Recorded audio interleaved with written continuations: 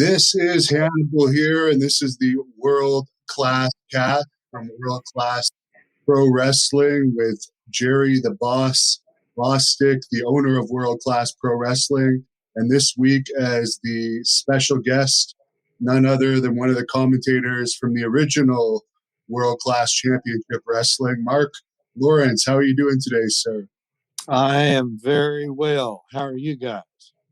We're great, man. Thank you for doing this today.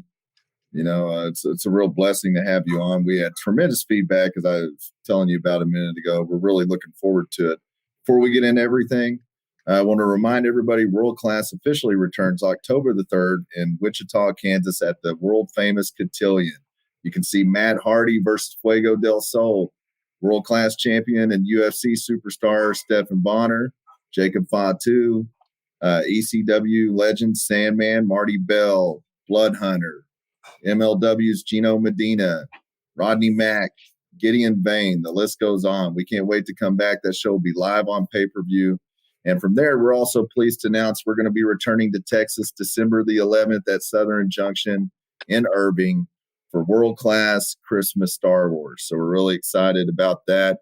And we got a very special guest joining us in December, and that's going to be AEW's own QT Marshall. So we're really excited about that. More details coming soon for that. You know, we have Matt Hardy in Wichita, QT Marshall in December. So connect the dots how you will. And now we're going to get rolling with Marc. Marc, figured we'd start off by just telling people how you got into wrestling, because it's definitely not like most of our stories of getting into wrestling. So why don't you drop this one on the people that aren't aware? All right. It'll take me about 3 hours to tell it, but we've got all the time in the world. It really won't. I was doing a little announcing and broadcasting as a college student for the Texas State Radio Network based out of Fort Worth. And I was the PA guy for the Fort Worth Texans minor league hockey team that had their games at Will Rogers Coliseum, same place as Fritz's Monday night show. And I got a phone call from a backup sports guy from the NBC affiliate in DFW, Channel 5. His name was Steve Harms. He was a Michigan native, big hockey fan. And he told me there's going to be a PA job open in the area. And when he told me that, I thought, wow, Rangers, Mavericks, Cowboys. And I said, are you interested? And I said, sure, I'll be glad to talk to anybody. And he said, well, Fritz Von Erich is going to call you. And I said to myself, well, I'll clean the language up. Poop.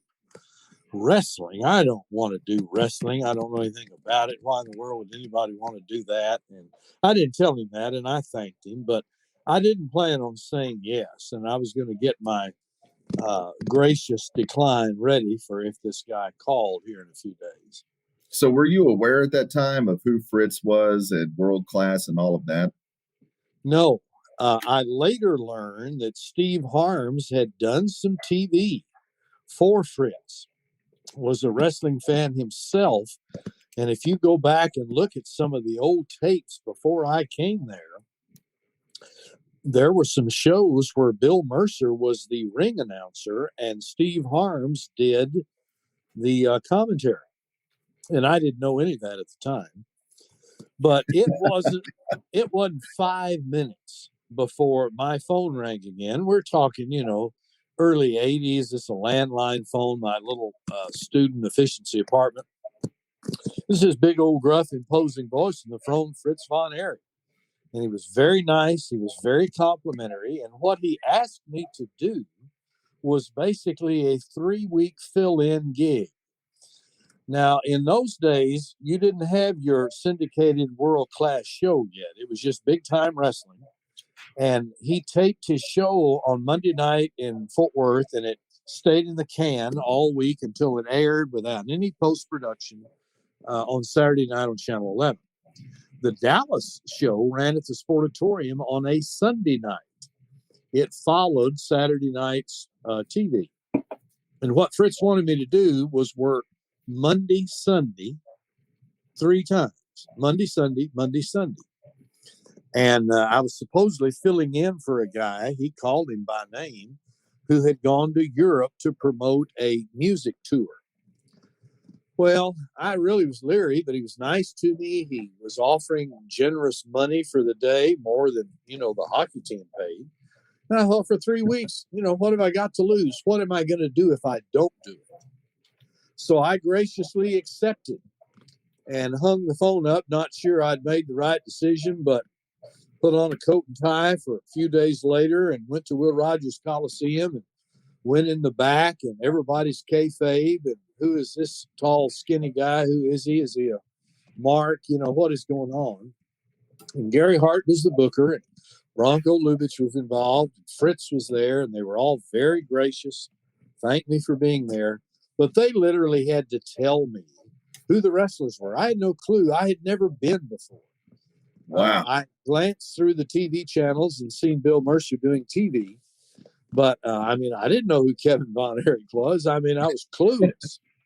And all I did was, sound professional. And I was the PA guy and the ring announcer. And you promoted next week's card and introduced the wrestlers in 5 minutes, 10 minutes, winner is, this, that, and the other. Well, I worked that Monday and the following Sunday. Monday the following Sunday, third Monday the following Sunday, and that third Sunday, I thank them profusely. They had been so nice.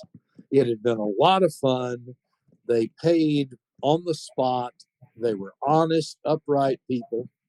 And I said, hey, if you ever need anybody else again, consider me. Give me a call. Oh, well, we will. Thank you so much. You did a great job. I went on my way. Well, this was all in June of 81, and my birthday is in early July, so we're getting close to my birthday. And I think I may have been at my parents' house on Monday evening after that final Sunday for a birthday dinner. Either way, I was having dinner at their house. And Kathleen D. White, who was Fritz Von Erich's secretary, called. And evidently, in those days, you had a phone book. They found my parents' phone number. And that's the number they called. And, we're looking for Marc Lowrance, who has helped us with Southwest Sports Wrestling. And my mother called me to the phone. And Kathy White says, there's been a mistake. You're needed at Will Rogers tonight. And it was 6:15 in the evening for an 8 o'clock show. So I ate quickly, ran home, put on a coat and tie, got to Will Rogers by 7:30 for the 8 o'clock show, and that turned out to be, a 9-year gig. That's pretty wild. You got into wrestling with no knowledge of it, and it ended up being 9 years of your life. That's pretty wild. We're going to also ask some fan questions as we go along. We have Adam Fairfax, and he said he was curious about the Von Erichs over America tour. He said, were the events taped? Did they draw well? And did you go out on the road with them for tours like that? I did not. And I really don't know anything about that tour, so I can't offer any help. I, stuck to Fort Worth and Dallas and occasionally went other places. But for the most part, I was not on the road with the guys. I always find it very interesting. You were a mainstay in World Class. You were probably one of the very few from the start to the finish, from when it blew up to the end of it. And, some memorable things, you called Kerry's World Championship victory. Like, what do you recall from that moment in time? Because that was such a big moment at that time in wrestling. Well, I couldn't believe I was there. Number one, that was Bill Mercer's show. He did that show. Bill was teaching at University of North Texas in those years, and he did their football, he did their basketball, he did special events. And that show was in May. And I don't know what in the world he was doing, but he told them, 6 weeks in advance that he wasn't going to be there. And I remember it made Fritz mad because, we're talking about probably the biggest show the wrestling world had known to that point. And, he used some bad language and said, fine, we'll just use Marc Lowrance. But the whole thing was a fluke because I started out as a ring announcer and got the hang of it and did that for about a year, but Bill was out a lot. And Bill would bring in a friend of his who also was a backup sports guy, who was a nice fellow, very courteous, but he knew nothing about wrestling. He was about like me, and he had no enthusiasm. Long periods of silence, and it's like watching a hypnotic video on YouTube or something that puts you to sleep. It was just awful. And I thought, this is absurd. At least get somebody in here that can show some passion and sell the product. And I just walked up to Fritz in the locker room on my nerve. I've been with him about a year. And I said, Fritz, Bill is out a lot. And I'd like to have a shot at the TV and see if I can bring more passion to it. And I call the guy by name. And Fritz, through his language on, GD, Mark, you've been reading my mind. I'm thinking the same damn thing. Puts his arm around me and walks in to Gary Hart and Bronco Lubitsch and says, we're putting Mark on color with Bill tonight. And he can still do the ring announcing and then do some color on TV. And it was like the next week or 2 weeks later, Bill was going to be out, and they gave me the show.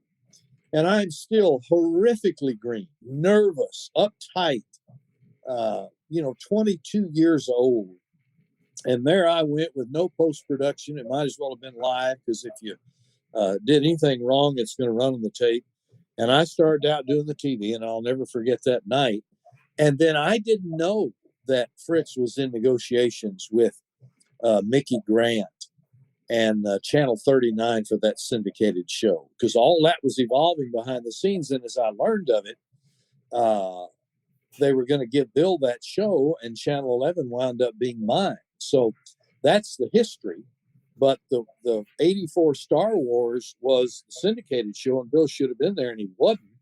So that fell on my lap, and that has been one of the most memorable days, not only of my life, but it gets so much memory and history now, because that's the day the title changed and went to Kara. At what point did you realize like what you guys had was something truly special?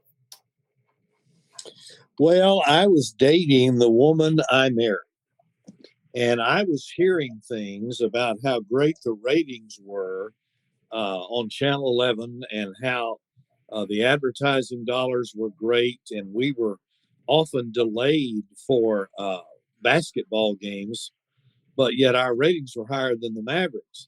And when I was dating Mary and we'd go out to eat, here these people would come, and they'd come sit down in the booth with us and talk with us as if though they knew me. And, Mary got tickled with it, but I wanted a little privacy. But that's just a funny story. It dawned on me, to that zone of society, there wasn't anything any bigger. I think that wrestling is definitely one of the most passionate fan bases there is. And it's wild how, from being a commentator to a talent, how you do develop this emotional connection with people. And oftentimes it is without even meeting them. And then, it's situations like that really, to me, it kind of puts it in perspective, because it realizes, like sometimes when you do things, you don't perceive yourself to be a big deal, but sometimes to people you really are. And then that comes a whole different set of expectations, doesn't it? Well, now I'm going to play this big deal stuff up real big as you talk to me about it's going to be Prima Donna City. And either way, we'll have some laughs and fun as we get toward it. But, I think you and I were visiting when we had dinner recently. Yes. I was so ignorant and so nervous that I think I was getting the job done audibly, but personally and visually, it wasn't there. And Fritz took me aside one night in Fort Worth, and again, he was always very nice to me. He yelled at other people, but he was always so nice to me. He put his arm around me and he said, Mark, you sound great out there, son. But before my chest could swell, he said, but you look terrible. He said, I want you to go stand in front of the mirror at home and let your face express what you're saying verbally. He said, the fans are going to think you're arrogant. And so I took that as good advice. And, we had no color people in those days. It was just Bill by himself and then me by myself. And it dawned on me that I had to be uh, the play-by-play guy. I had to be the psychologist. I had to be the promoter. I had to be the salesman. I had to be the storyteller. And Fritz always had this ethic, told the guys, don't let the announcer get in the fray. Don't rough him up. You can trash talk a little bit on the interviews, but we want the fans to respect the announcer just the way they do on Monday Night Football, which was big in those days. And when they respect the announcer, they'll trust what he is telling them. And so I took advantage of that and started some, lack of a better word, a little bit of hokey stuff, and kind of brought it down to the level of our fan base and began to develop a rapport, and would share a little humor and make references to current events and the behavior of the heels, with trends in society like Akbar and Yasser Arafat and stuff like that. And that's when the thing really took off.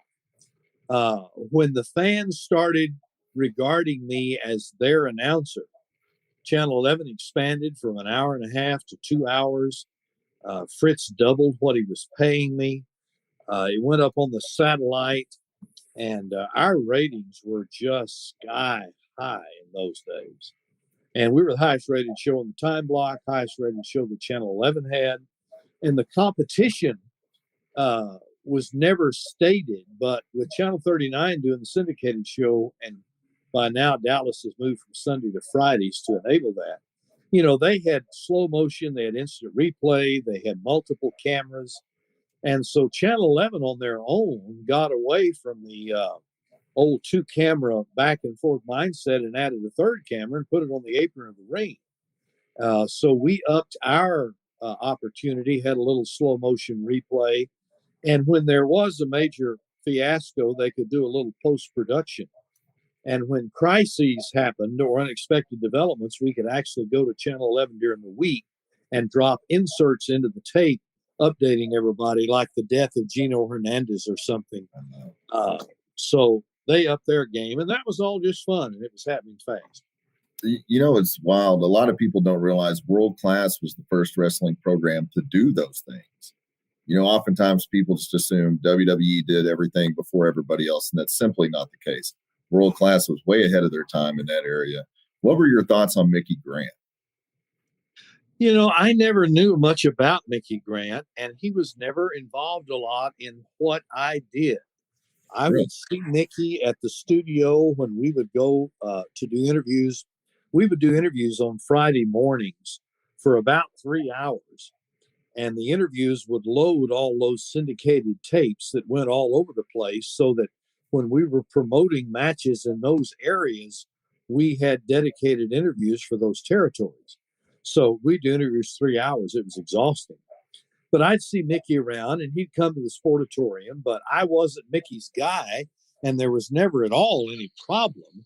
It's just I didn't understand the genius and the role that he had in all of that. My dealings were more with Keith Mitchell, who was the director of the World Cast production, and then Jim Lunn, who was our director for the Channel 11 show in Fort Worth. I love Keith. A lot of people don't realize whenever we first started producing TV, Keith was very instrumental in that. He helped me at no cost, just to help me. He would watch our TV show. He would review it. He would give me tips, hints. This is great, but what about this way? Just things that he never had to do for me. What do you have to say about Keith? Because in my opinion, Keith is one of the best producers ever in pro wrestling. Well, I love the way you throw that no-cost deal out there, as I'm threatening you with being a prima donna. I'm just going to let that go for now. I told Embry the other day, I said, Jerry, he's such a nice man. He's bright, he's articulate, he's a good family man. And Embry assured me that that wasn't really an accurate description, that he knows another side. So anyway, we'll have fun with that. But back to He's Keith. Just mad because we ribbed him so good that day. Anyway, back to Keith. Keith was good at what he did. Keith didn't like me. And he never stated that, but I could tell because he thought I was a monotone. And I can't argue there was some truth in that because I was still evolving. But as he began to probe into that a little bit, we developed a relationship and a rapport. And once he got to know me, he decided he liked me and I liked him. And so our relationship grew and evolved. And, I was very sad when he disappeared because, when something went on there toward the end, Keith disappeared and we had somebody else producing that. We actually have a fan question. It's a good time to bring it up from Alan Kesselman. He wanted to know, did you enjoy working with Eric Embry? Well, I wish, Alan, you hadn't asked me that on camera because I would like to tell Eric, no, it was miserable. It was an embarrassment and all that kind of stuff. But yes, I did. I had a great relationship with Eric. I think Eric is honestly one of the greatest minds that I've worked with in pro wrestling. He understands every facet of what's going on. Well, and he came during a very vulnerable time for the promotion. It was in dramatic decline. There was a need for some new babyface talent. During the glory years, you had to bring in great heels because your baby faces were there with the Von Erichs and the other home-based talent. But Eric came in and he was a great guy behind the scenes. He was creative. He was encouraging. He was cooperative. He was fun. He was affirming. And you got to realize he started out as a heel and a gender questionable heel as well in a day when society was not as progressive as it is now, and was able to turn that into babyface. And Eric brought great energy back to the promotion, and he was over big time. And I enjoyed him immensely and have enjoyed connecting with him again. And I hope he doesn't hear me saying these nice things, but that's an answer to our fans' question. What was it like whenever he took the banner down from the rafters? What was that moment like? Well, it was an air of sadness because it was the visual experience of that rite of passage of world class being no more. But the positive side was world class was already gone. It had had its day. There had been too much sadness, too much misfortune, too many bad decisions. And so for Dallas to live again, it was going to have a new identity. And Jarrett had brought that when he came in. People asked me a lot, did it change? And yes, it did, but it had to. And so for that angle to work, it just proved that there was a new level of energy, a new era. You still had, the Von Erichs involved as much as they could be. So it was hoped that it was going to be a revival. And that, we had a big crowd that night and a lot of excitement when it all happened. Mike D wants to know, Mark, who's your favorite wrestler of all time? Well, Mike, it may surprise you. And it's not because of his wrestling. It was his personality. This guy should have gone to Hollywood and been an entertainer, but his name was Armand Hussein. And I loved him. He took me places. We were pals. He was my favorite personality. As far as ring talent, boy, that would really be hard because there were so many great ones. Certainly Kerry Von Erich. I struggle with Chris Adams personally, but he was great talent in the ring. I love Gino Hernandez in and outside of the ring. Akbar was great talent, a great mind. So those would be some of my top. But my favorite person of all was Armand Hussein. Fritzy Schnitzel wants to know, what is Mark's opinion on who was world class's best booker?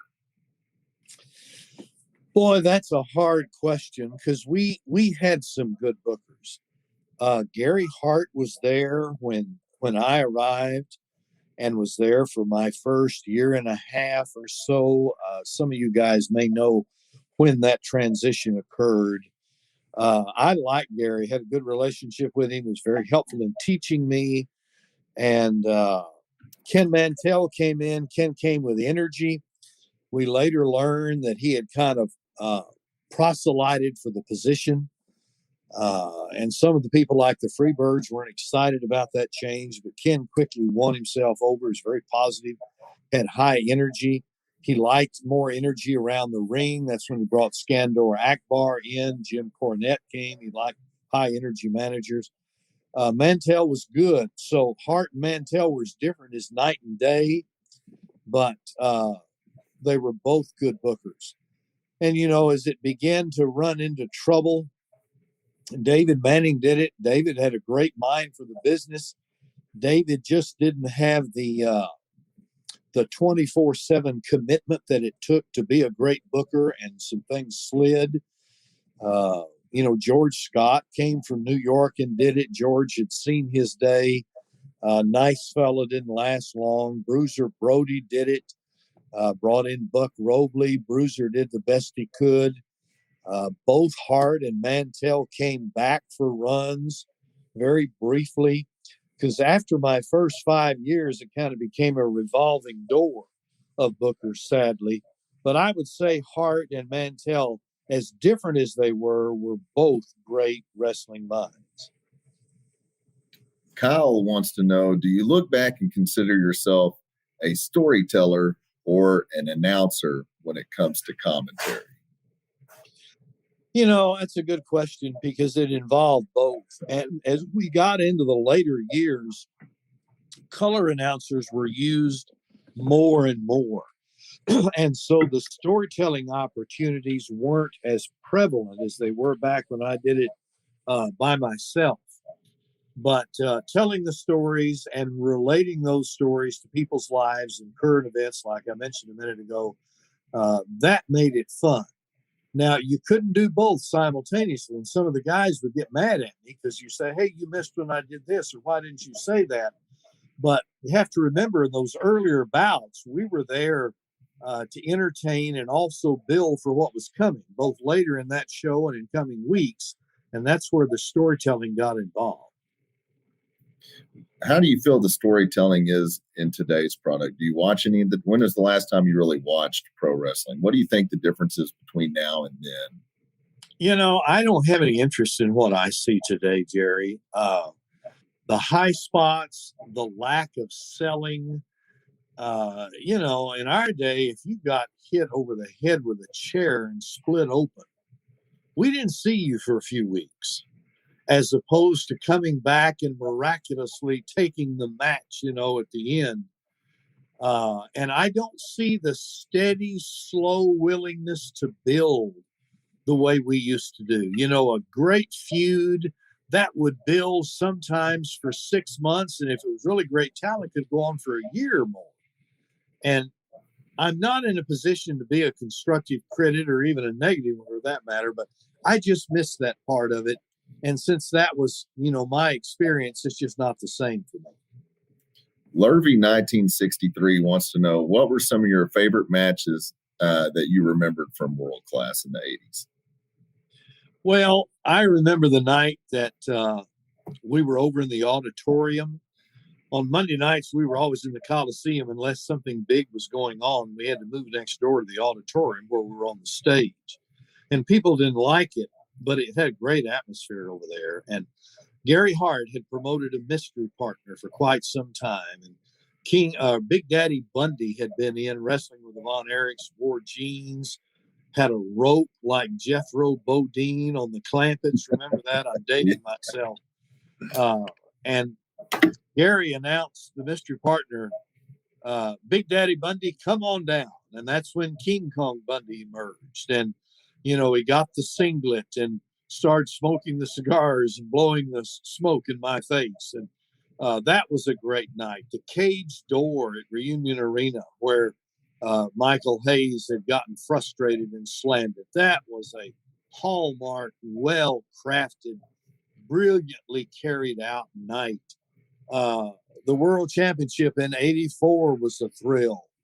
The other great events where Gino Hernandez took the chain and decimated the new Lincoln Town car, when they didn't win. Just great fun bouts like that I love to go back and see again online.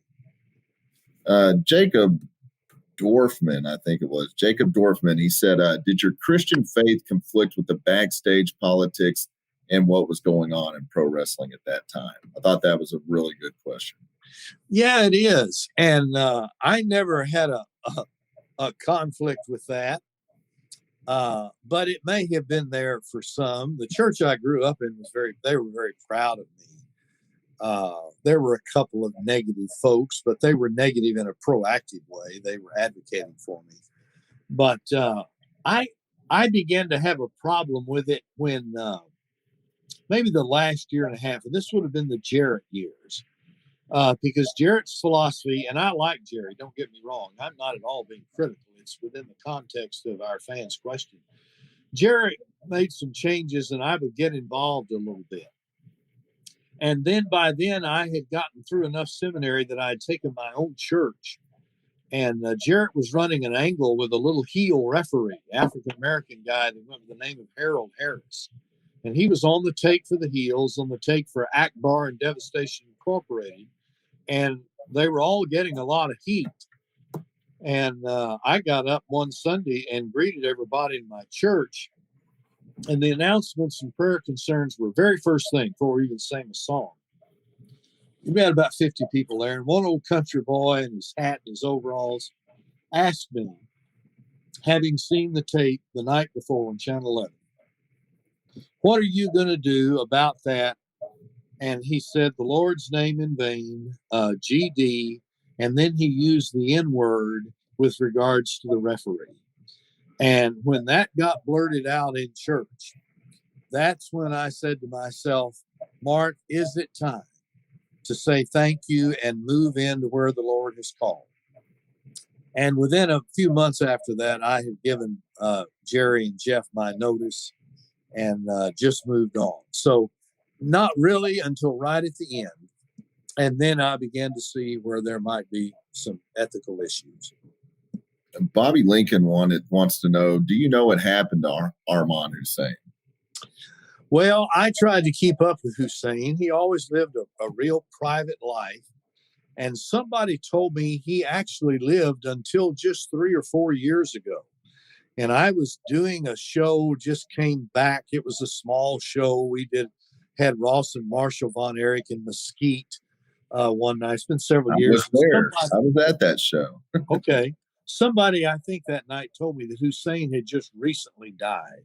And I hated that I'd lost track of him because he was such a wonderful guy. I can't tell most Hussein stories here in a public forum, or there really would be a conflict with ministerial ethics. But maybe at some point we'll have the opportunity to do that. Alan Kesselman wants to know, what were your thoughts on Bruiser Brody? I love Bruiser. He was ferociously independent. And that endeared him to the fans. It endeared him to some of the territories and the bookers. It alienated him from some others. But Bruiser was one of a kind. Frank Goodish, he was a great husband. He was a great father. He was a great businessman. He invested his money. He lived his gimmick. He never washed the garments he wrestled in. You could smell him when he got out of his car and carried his grip with his stuff because he never washed them. Because that horrific, miserable odor, like being in a prep room of the funeral home before they've embalmed bodies, that was part of his gimmick. And when Bruiser learned that I was really as interested in helping World Class revive as I really was, he became my friend. And he became very affectionate, very supportive, and we worked together when he was booker. And he took me aside one night, Sportatory, and put his arm around me and said, "Mark, I want to give you some loving advice. You're a young man. You got your whole life ahead of you. Don't ever put yourself in position where you lose the right to say," and I'll abbreviate this, "F you." And as vulgar as that was, I knew that Bruiser had my best interest at heart. course, what did I do? I go into the ministry where you have to accommodate everybody. But now that I'm an old guy and being courted by a guy for TV again, I'm going to live that Bruiser Brody ethic and just give you a real run for your money. I love it. I actually heard from Eric. He brought up a good point for those watching out there. If you haven't heard, beautiful Bobby Eaton passed away yesterday. Mark, do you have any memories of Bobby Eaton? Well, I hate to hear that. I was just with him 2 years ago at that fan fest in Charlotte and met the guy, you'll know his name, that was back with Cornette's group, the Midnight Express, early on. Dennis Condrey. No, it was Dennis is the one I remember, but there was one before that. Blonde, nice looking guy. His name Stan Lane. Sweet Stan Lane. Stan Lane. Yes. All of them were there, and we got to connect. And Eaton was there, and we just had a great time. That was the night that Cornette was there in his pink suit, which is a story I won't tell unless you ask me. But I hate to hear that he has passed away. Good guy. And, he worked a show for me a few years ago, and he really was a pleasure to have around. Really great guy, one of the greatest tag team wrestlers of all time. Actually, my favorite memories of watching him was his television title run in WCW. I really enjoyed that, seeing him work as a singles wrestler. And the outpouring of support from the wrestling community about that today was just overwhelming and beautiful. And rest in peace, Bobby, and our condolences go out to your family and friends. It's I don't know, it's been a long week. Burt Prentice passed away this week, and who was it? It was Burt Prentice, Bobby Eaton, and there was one other. Jody Hamilton, the assassin. Jody Hamilton, the assassin, passed away, this week as well. Well, that's too bad. And, from my experience, we lost so many of the guys while I was there. And since then, so many of them have passed on. And as you know, the lifestyle, being on the road, some of the other challenges, it's just so hard on the guys. But it just breaks my heart that we've lost so many, because along with that goes so much of the mindset and the psychology of that great era, as well as the memories. You're exactly right. And, the mindset and the psychology, to me, is one of the biggest issues with the products that we see today. What were your thoughts on Gino Hernandez? He was always personally one of my favorite people to watch in World Class. I loved watching Gino Hernandez.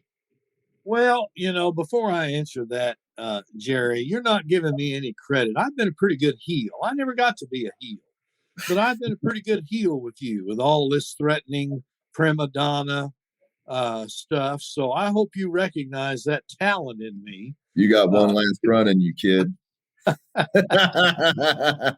Back to your question about Gino. I love Gino. I thought Gino had so much charisma and talent.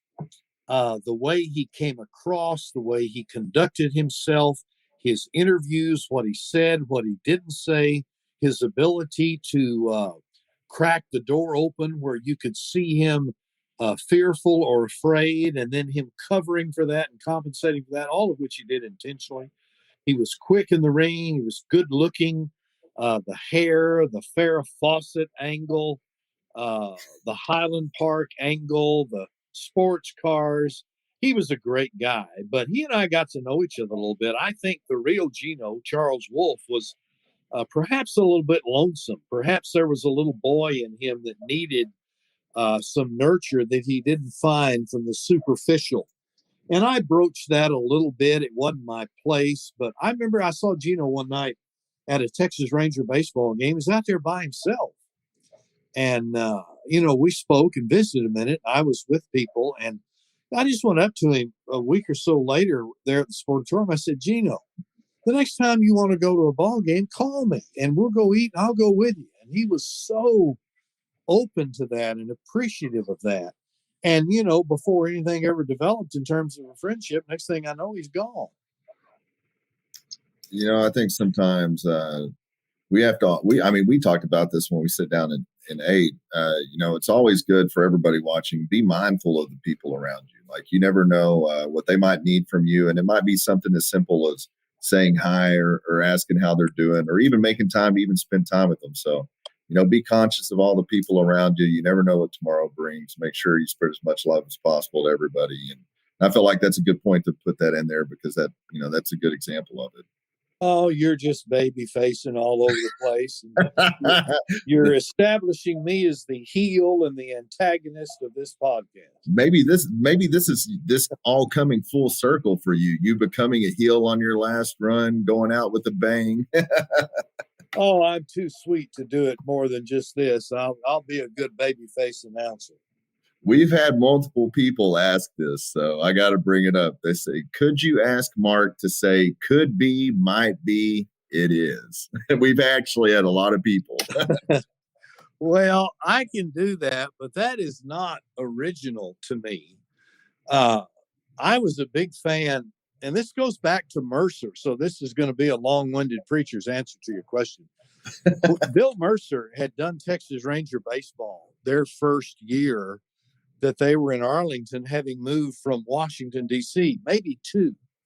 And then he got in a financial issue and went on to Chicago and was the number 2 guy for the Chicago White Sox, doing radio and TV for them.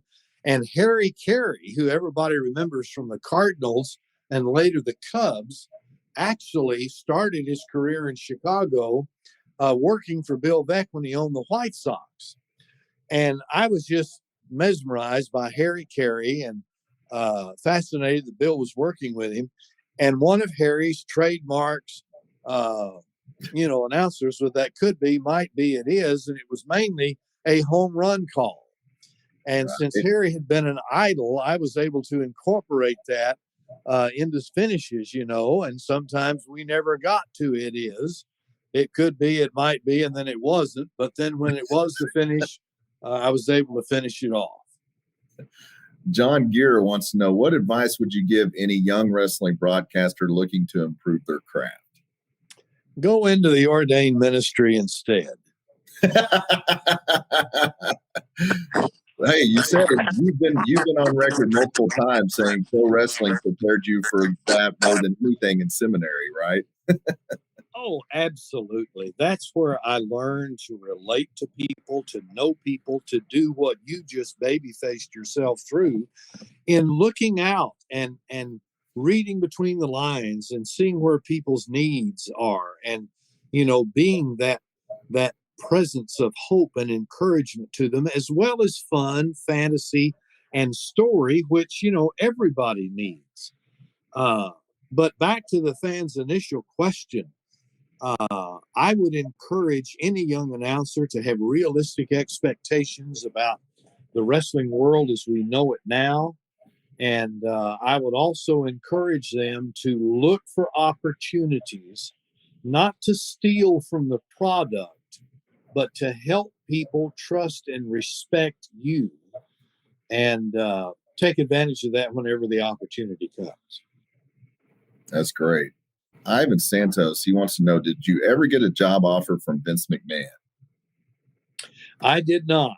The only job offer I had beyond our Dallas office was, I can't remember if it was Ken Mantell or who it was. Somebody approached me about going to work for Cowboy Bill Watts when Mantell was there after he had left World Class in whatever year that was, maybe 85 or so, and had taken some talent with him. And I was leery of that because, I had my eyes on the things. And number two, I said, do they really want me? They had Jim Ross, who was great. The fans knew him. He was kind of the Lance Russell of that territory.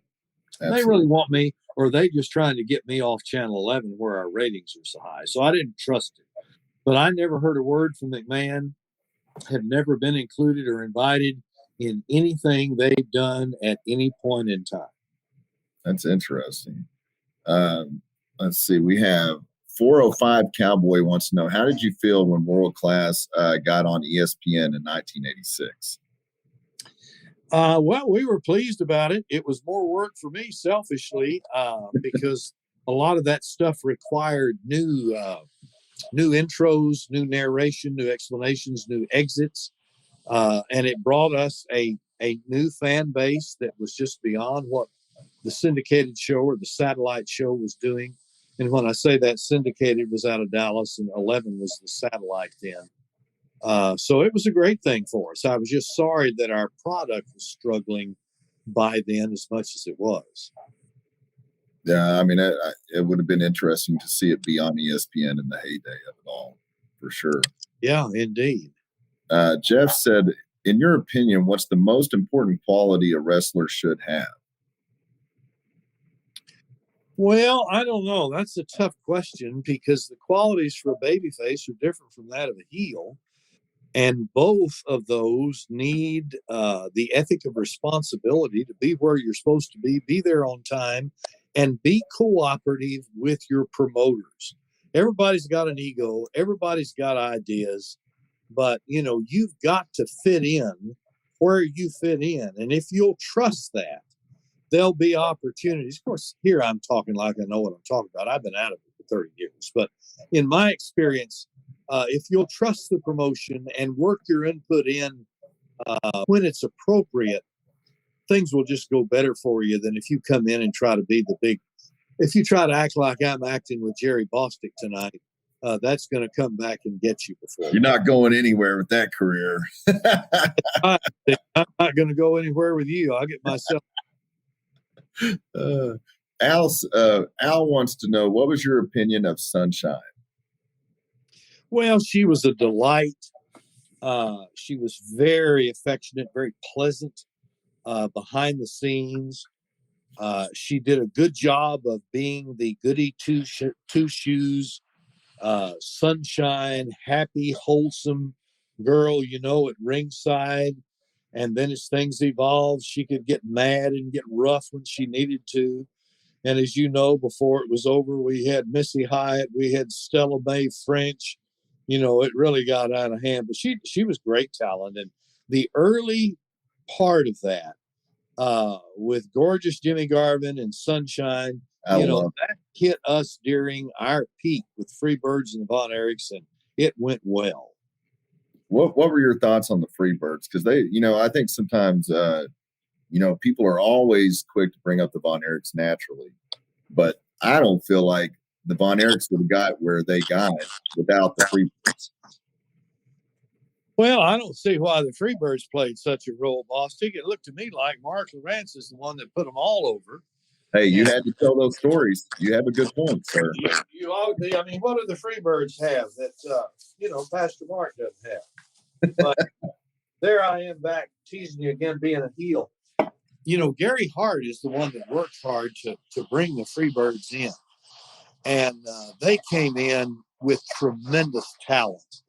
And you're actually right about the Von Erichs getting a lot of credit. The Von Erichs were who they were. They were great. It was their time. It was the perfect scenario. But you're never going to have a great babyface without great heels. And World Class had some great heels. Absolutely. And headlining that list was those Freebirds. 3 diametrically different individuals who complemented each other so beautifully in their difference. You had the obnoxious, flamboyant showman Michael Hayes and the hair and out there wiggling his butt and aggravating everybody. And then you have big old Bam Bam Gordy, who's nothing more than a big old playground bully. Everybody was afraid of him. And then you got Buddy Roberts, who is acrobatic. He's creative. He can be the class clown. He can be the whipping boy. He can be the instigator. He just did so much that they were just remarkable, both in and out of the ring. Did Michael always dress as elaborate as he does now? Well, I haven't seen Michael. I think we talked about him. I would love to see him and visit with him again. Not sure I'll ever have the opportunity because I like Michael. And I think he did a lot for pro wrestling. But, in my day, Michael was just the guy outside the ring that you wanted him to be whenever he was in public. Rick Brooks wants to know, do you have any Matt Bourne and Buzz Sawyer memories? I just remember that Matt Bourne went over really well. Mad Dog Buzz Sawyer was new talent for us there later on, helped us regain some of our momentum. They had some great matches. And, Mad Dog Buzz Sawyer was Mad Dog. He was just crazy, and you never knew what he was going to do. But he was a very, very well packaged heel, and really helped our office there when we needed that push. Rumor Spencer wants to know, what did you think of Rick Rude and Dingo Warrior, who would ultimately later on become the Ultimate Warrior? Well, Rick Rude came in and Percy Pringle was his manager. Rude was good looking, obvious superstar in the ring. And he was packaged by Pringle. And Pringle had followed Jim Cornette. And Pringle really had to establish himself because, nobody was a better heel manager than Cornette. But Pringle, he packaged Rude in a way. It's like one night, Rude had not said a whole lot on the interview, but Percy had done most of the talking. And Percy closed it by saying, and by the way, for all you girls out there, you just need to understand that Rick Rude is mine. He's all mine, and you can't have any of it. And Rude wasn't with us very long, but he did a great job. And Hell Week came, and, he had the build. You knew he was going to draw a crowd just because he was so good looking. And he was developing talent. I didn't know till later that he had started out with Jarrett. But, as the Dingo, he had the painted face. He had the mysterious mystique of a little bit of mystery about him. I tried to connect with him a little bit and found it very difficult to do so. So I just kind of stayed away. He was a little bit aloof, a little bit hard to get along with. Didn't have the rapport in the back with some of the other guys, but you knew he was going to do well. And it wasn't long before he got taken away. And, he had a great career, and I'm sorry we lost him so early.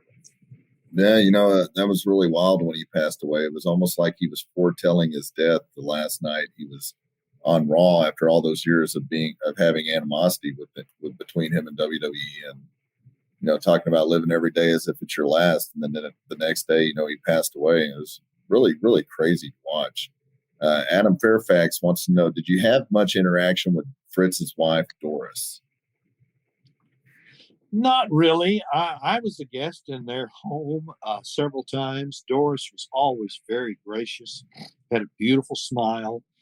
She would come to the office only occasionally, and when things were unraveling toward the end, she got mad. She and Fritz were having issues. They divorced. I guess most people know that. But to her credit, she came back and nursed Fritz when he was dying of cancer. So she never quit loving him. It was just so much had been heaped on all of them. But, she was just a good behind-the-scenes traditional mom and wife, and was just a lovely person. James wants to know, Mark, do you miss wrestling? Yes and no. When it was my time to say goodbye, it was my time to say goodbye. And I went on with that phase of my life. Was finishing seminary. The next year I got married.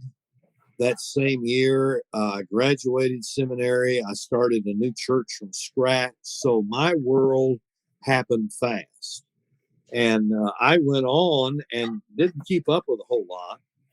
I think I went back to Sportatorium one day and visited with Embry Bronco and gorgeous Gary Young, who was in Charlotte, by the way, 2 weeks ago.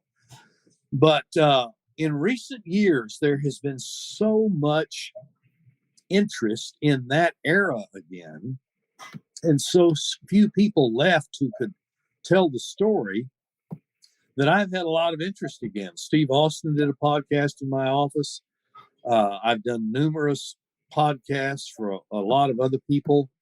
I got a phone call from a stranger. I don't even remember who it was that told me Jerry Jarrett had talked a lot about me and was able to get Jarrett's number and connected with Jarrett by phone, even drove over to see him there, he and Deborah, and spent a day with them.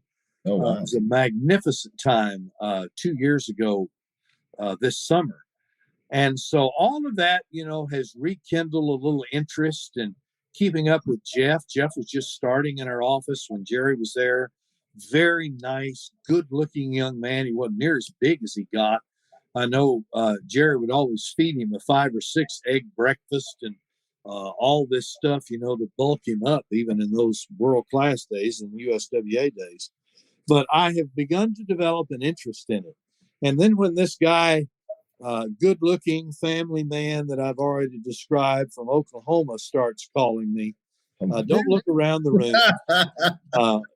It just is sparking my interest again. And me being such a prima donna with you and not committing to anything is partly because, I'm afraid I'm just out of touch and not able to dive back in. But I am giving it serious thought. We have the utmost faith in you. And I know it just has to be on your bucket list to work with Eric again, There goes this baby face routine again. Eric, and I feel the same way. We feel that, with us returning to television and relaunching that, you're the perfect guy to tell those stories still. You can say that you don't know if you still belong and you don't know if you still got it, but you don't forget how to tell stories. Well, that's just a nice way of saying I'm full of, what was it I said earlier? Poop. They say money talks and BS walks, but BS will lead you in the right direction, especially in pro wrestling. But so true. We just have to see what develops. I may bore everybody to death. I think it would be a blessing for everybody involved to see you come back one last time, and everything comes full circle. And I have no doubt you have that one last run in you. Fritchie Schnitzel wanted to know what is this one last run? How old do you think I am? I didn't say the run was going to be short. You're talking like a heel all of a sudden now. I've been both. I'm going to have to dye my hair. I'm going to have to get a rug or something. One last run. I know you still have those jackets, don't you? That's not helping your cause. You didn't get rid of the jackets, did you? I'm not talking to you about the jackets or anything else, boss. Yeah, because you still have the jackets and you want to put them on one more time. Well, actually, way more than one more time. What were your thoughts overall on the Von Erichs in general? Like each one of them, because they were all very different individuals. We'll start with David. What were your thoughts on David? Do you remember my plaid jacket, the red, not red, the blue and yellow one? Yes. See it in some of the YouTube videos. I still have that and can still fit into it. So I may have to wear that along with those other TV jackets that had the monogram. Now, back to the Von Erichs. Tell me your question again. We'll just go one by one because they were all so different. What were your thoughts on David? Well, David had the most passion. He was most like his father. He was most intense. He was a great guy. He was pleasant and affirming, but he was filled with ideas, and you just knew instinctively that he was the business. He lived the business. It was a natural for him, and he could be the toughest Fritz-like person in the ring that you would ever find. What about Kerry? Kerry was flaky. He had a heart of gold. He had the body of a god. He had a playful side to him. I think I may have told you the other night, Fritz's office was upstairs at the Sportatorium. That's where his office was during the week, and his secretary was up there. Only part of the building that was air conditioned. Had shag carpet on the floor around Fritz's desk. The Who boys doesn't love the shag never carpet? dressed with the other guys downstairs. They always dressed in Fritz's office. And they would bring their wives in sometimes on Friday nights. And Kerry, of course, was a god. Everybody wanted to be around him. Kerry took great delight in parading around Fritz's office without a stitch of clothing on and bring guests in with his wife in the room, and she would be totally mortified that these strangers would come in and there's her husband walking around naked. And Kerry thought it was hilarious. He just got the biggest kick out of it. He was a flake. He was fun. He had a heart of gold. He was great in the ring. Kerry, just never had anybody to really love him, to help him with some life decisions, because those guys were such superstars that they would say anything, do anything, give them anything, even substance abuse wise, to get close to them. And, as you know, we all know, sadly, there were some bad choices, but Kerry was a good guy. What about Kevin? Kevin was a good guy too. Kevin, kind of a mystic personality. Kevin kind of lived in his own world, almost like the Freebirds. Those boys had enough diversity. There were not any two of them alike. Kevin wasn't as hard a worker after my first 4 or 5 years. The barefoot routine, they argued about that. Is that really as much of a gimmick as it is the fact that he just doesn't want to have to take the time to lace up those boots? But I don't know. Even now he still doesn't wear shoes. Yeah, he probably doesn't. Kevin just, he's the one that lived through it all. He's been through so much, even with Fritz and then the demise of his family. It's just hard for me not to say anything other than revering thoughts about Kevin, because he's a hero, not only that he's still in the business, but he's still in life. Absolutely. So I have great appreciation and respect for Kevin.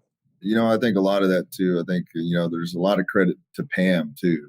Pam is an amazing woman, and, she's been by his side through all of that. Another testament to Kevin was, I think he raised Marshall and Ross to ensure that they didn't live that life, that they don't get into anything. They worked for me for years, and they're such great guys. And, I love seeing them go on the run that they're going on now, because, I think that, the Von Erichs were the family that you wish you had oftentimes on television. But watching Marshall and Ross, everything about them is authentic now, and I think it's wonderful to see. And you've seen Marshall and Ross in person too. You've spent time with them as well. Yes, I have. And I remember Pam. Pam was a doll, gorgeous, absolutely, brunette, very quiet. And she has been that liturgy wife, better for worse, sickness, health, rich or poor, death do us part, traditional wife. And she is a hero. And, those boys, one of them looks a little bit like Kerry, and then the other one looks like his mother with that dark hair.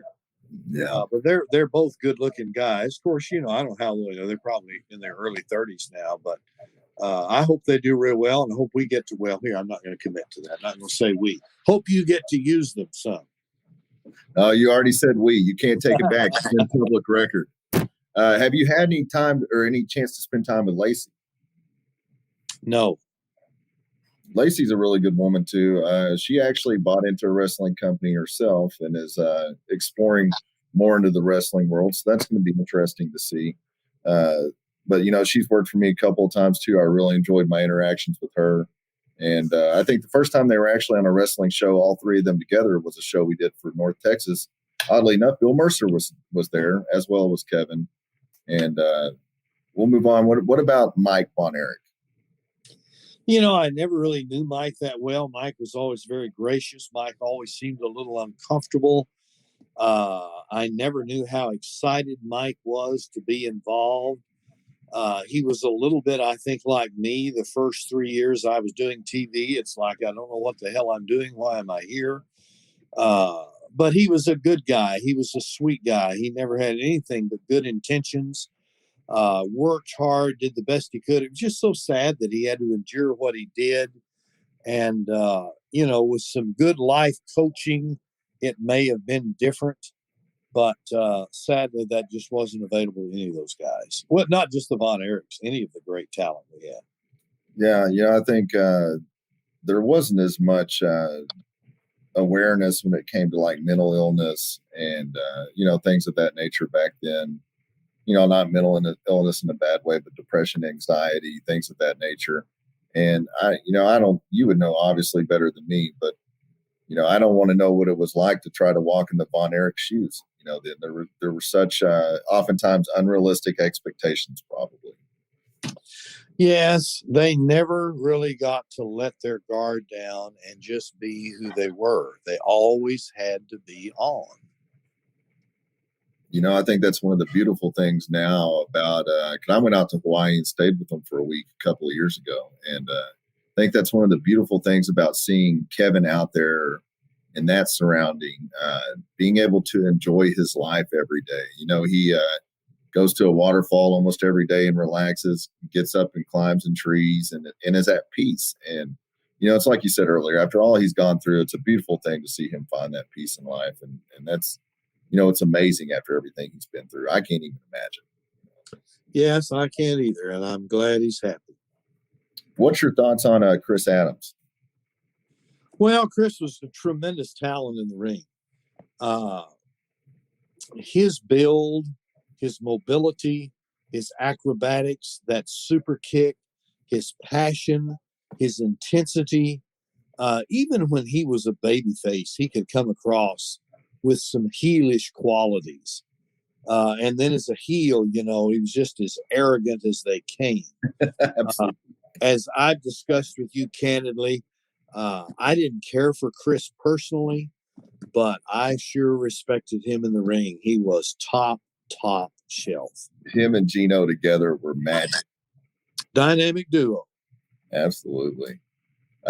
Is there anything you want to say before we close it up tonight to everyone watching? Because like I said, there were a lot of people that tuned in tonight that were very interested to see you. And, I think that speaks volumes for your legacy in world class. Well, I'll leave you with one of my favorite wrestling stories of all time. We've established that to the audience that likes wrestling, there is nothing bigger than that. To some of the world, they look at it like, what in the world's that all about? But I had been out of the business for about 5 years and had taken my father to a Texas Ranger baseball game in Arlington on a beautiful summer evening, like the one we've got now, where it doesn't get light or dark till about 9 o'clock. And we were in the upper deck. And about the fifth inning, I had to step and go to the restroom. And so down the steps I come and down the portal, big wide concourse area, and I'm going to make a U-turn into the men's room. And this guy is standing out in the concourse, and I saw his eyes lock on mine, and he just watched me with fascination as I walked into the restroom. And I didn't really pay that much attention to it. I noticed it, but when I came out, he was there, and he starts saying, "It's you. It's you. You're the guy. Oh, I can't believe it, man. It's Marc Lowrance from wrestling. Oh, you were great on there." And the Von Erichs and the Freebirds, and it's been years, and my chest begins to swell, and I begin to kind of look around a little bit to see if anybody might be noticing this. And after all these accolades he throws at me, he says, "Oh, man, what are you doing now?" And just all the pride I could muster, I said, "Well, friend, I'm a United Methodist minister now." And he looked at me and his face dropped and he said, "Oh, no, man, I'm sorry. What happened?" Oh, my gosh. And I'll never forget that moment. So just hilarity at its best. Terry, this is a good way to end it. Terry, he had a great idea. And his idea is Mark can join us December the 11th and come in for 3 weeks to fill in, and we can take it from there. I'll consult Kathleen D. White, Fritz's secretary, on that opportunity. Absolutely. I wouldn't have it any other way. You've been very patient with my nonsense tonight. Thanks for having fun with me. Thank you for being a part of it. We really enjoyed it. And I know everybody watching has too, because we've had comments the entire time. Yes, it's been very well received. Thanks a lot for doing this. We'll let you close it off with whatever you want to tell the fans. Well, thank you for all the great stuff you've done with wrestling over recent years, and the people you've interviewed. And I'll close tonight by telling my Jim Cornette story. He was at the Fan Fest 2 years ago, and we had 800 or 900 people in the banquet room for the dinner.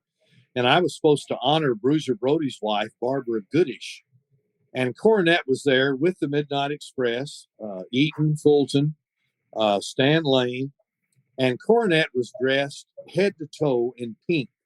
It was a pink suit, pink shoes, pink slacks, pink shirt, pink blazer, pink tie. It was just absolutely repulsive, just like Cornette. And I wasn't supposed to do this, you know. I was supposed to stick to line, but I couldn't help myself. I got up and said, before I introduce this lovely woman, Barbara Goodish, I want to thank everyone for being here, for supporting this great event, and just say, isn't it almost a godly moment that here we are tonight, after all the heartburn, the anxiety, the indigestion, the diarrhea that Jim Cornette brought to us on interviews and in my life as the announcer, that he has found employment at this stage of life with Pepto-Bismol. And the place just erupted with laughter. Cornette loved it. And it's that kind of stuff that has me a little bit interested and curious again about the business in the future.